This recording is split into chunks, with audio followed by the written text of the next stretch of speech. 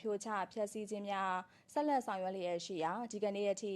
မြဝတီမဲထော်တလေးKK Park နယ်မြေအတွင်းရှိတရားမဝင်အဆောက်အုံ196လုံးကိုစနစ်ကျဖြိုချဖျက်ဆီးခဲ့ပြီးရွှေကုက္ကိုနယ်မြေအတွင်းမှာအွန်လိုင်းလောင်းကစားမှုနဲ့လိမ်လည်မှုများကျူးလွန်ခဲ့တဲ့ပြည်ပနိုင်ငံသား352ဦးကိုထပ်မံဖော်ထုတ်ထိန်းသိမ်းနိုင်ခဲ့ကြောင်းသိရပါတယ်။ KK Park နယ်မြေအတွင်းအွန်လိုင်းလိမ်လည်လောင်းကစားမှုများကျူးလွန်ရမှာအသုံးပြုလျက်ရှိတဲ့အဆောက်အုံ635လုံးရှိတဲ့အနက်ဒီကနေ့မှာ14လုံးကိုဆက်လက်ဖြိုချဖျက်ဆီးခဲ့ရာဒီကနေ့အထိတရားမဝင်အဆောက်အုံ196လုံးဖြိုချဖျက်ဆီးခဲ့ပြီးဖြစ်ကြောင်းနဲ့ကြန့်ရှိနေသေးတဲ့တရားမဝင်အဆောက်အုံများကိုဆက်လက်ဖြိုချဖျက်ဆီးလျက်ရှိကြောင်းသိရပါတယ်။ရွှေကုက္ကိုနယ်မြေ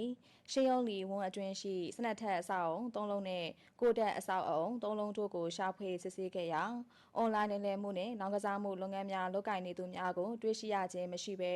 ဝန်းအတွင်းရှိဂိုဒေါင်အတွင်းမှာ Starlink ဘန်100လုံးနဲ့ Router 20လုံးတို့ကိုစစ်ဆေးတွေ့ရှိခဲ့ပြီးဖော်ထုတ်ရှင်းလင်းခြင်းများကိုဆက်လက်ဆောင်ရွက်လျက်ရှိကြောင်းသိရပါတယ် For more such videos, subscribe to the NewsX YouTube channel, hit the bell icon.